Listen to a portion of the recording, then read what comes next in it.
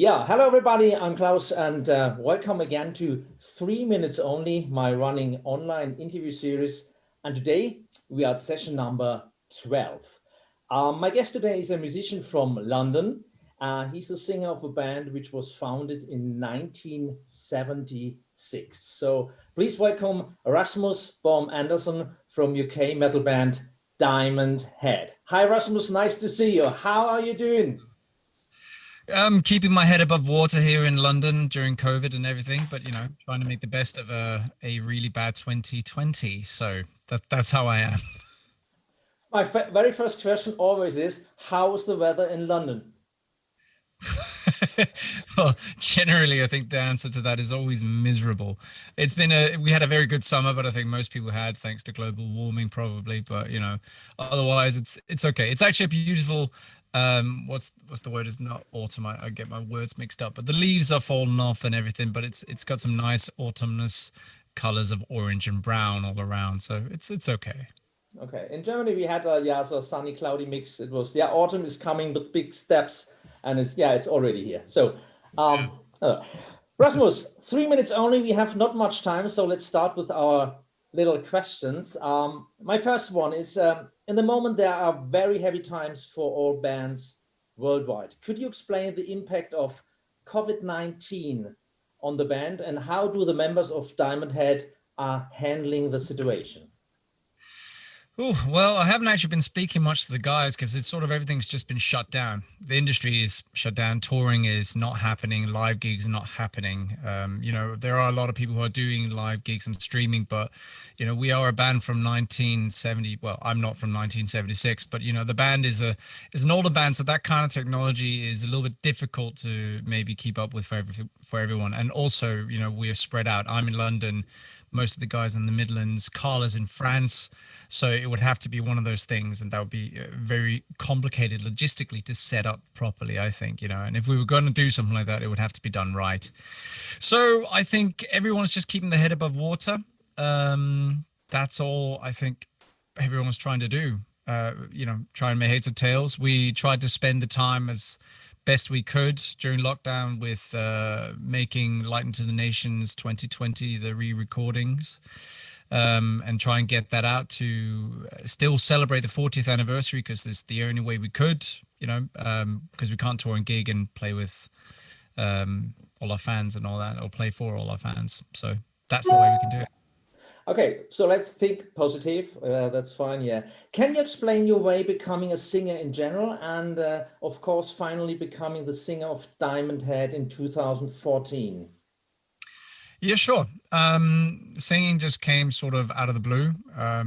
I got stuck into Queen when I was driving with my parents around the age of 15, and all of a sudden something clicked and I started singing from, for, 24 hours straight, driving from Denmark to France. And that was really when something clicked. That's how it started. And then I ended up just going, I like this. I'm going to pursue this. Moved to London, did a degree in vocals and performance. And then some years later, trying to work out how this world and business works, through a friend of the then bass player, Eddie, said to Brian, hey, call this guy. He can sing really good. And that was when Nick was about to leave the band, I think. And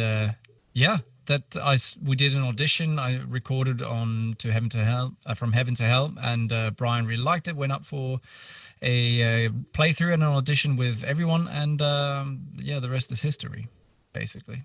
Okay. Rasmus, on the occasion of the 40th anniversary, you re-release in 10 days Diamond Head's album Lightning to the Nations from 1980. In many cases, such a try to re-release a successful album from the past again is sure to fail.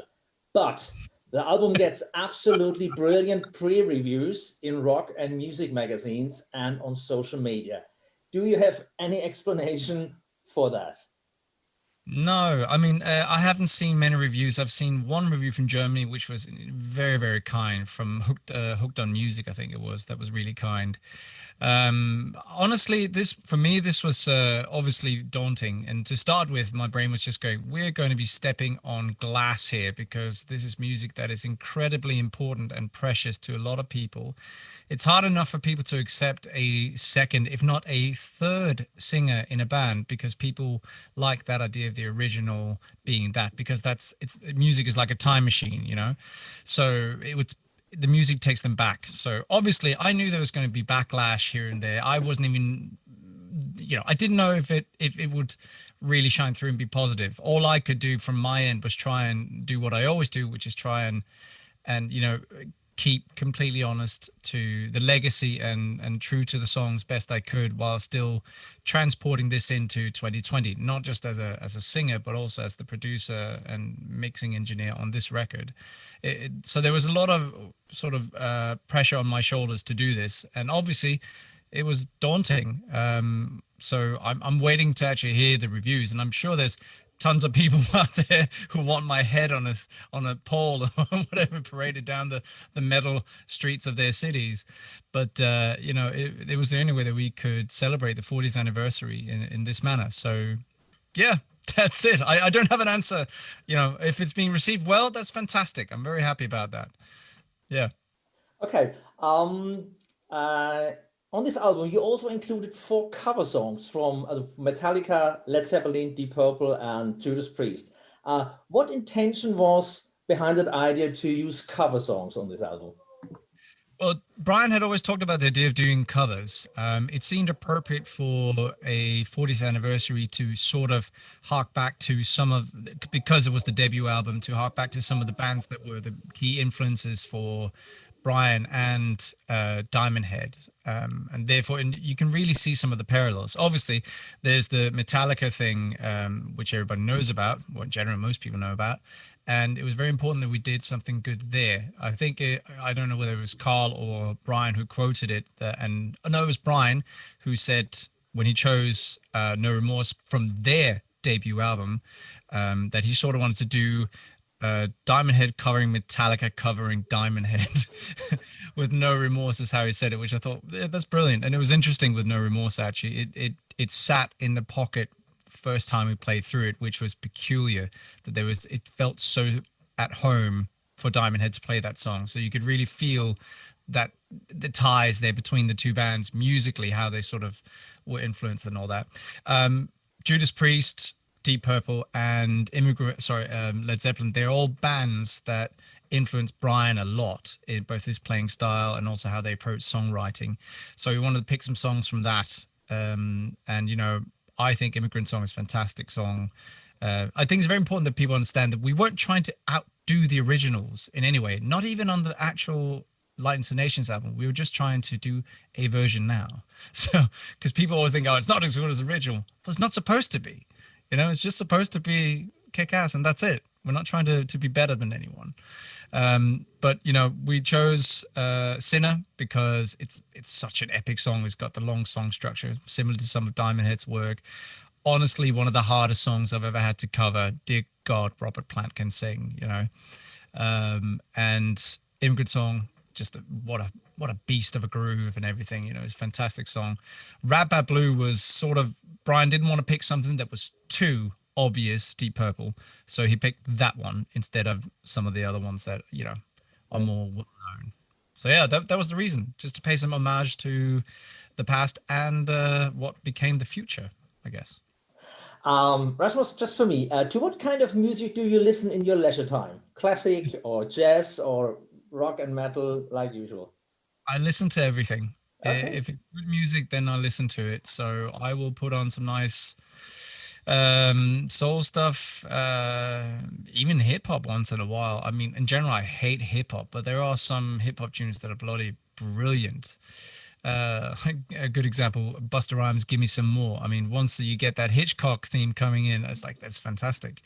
But I listen to a lot of metal. I do that. I listen to prog metal, contemporary metal. I listen to a lot of Ginger, and I'm more and more listening to Mastodon these days because I really like a lot of how they write musically. And then that influences me and a lot of my approach to the guitar as well, from where I came from. So, yeah. Okay, Rasmus, my last question is, which is your very personal advice for all the people outside regarding the present pandemic? Do you have any hints for them? Are we talking music industry or just people in general? People in general, yeah. Well, my advice, uh, whatever the news say, whatever you read, ask what they're not saying and then think about those things at the same time. Because I don't trust, I mean, maybe this is just Britain. I don't trust any of the media over here. So you got to take everything these days with a lot of salt and then consider what is actually, is there an alternate agenda here? Not to go down a conspiracy thing, you know, be safe. Just don't be an idiot and be kind because everyone is in this and it all sucks. So, and buy albums from bands because that's the only way that we're going to make more music. Otherwise, if you want music next year, buy some albums. You know, that's the only thing I can say.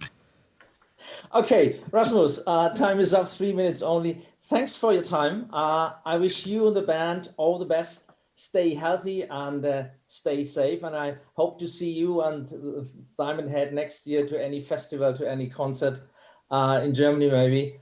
And Hopefully, yeah, ahead. But yeah, and yeah, thanks for all. And I wish you a great remaining Tuesday evening. Thank you, Rasmus. pleasure, Klaus.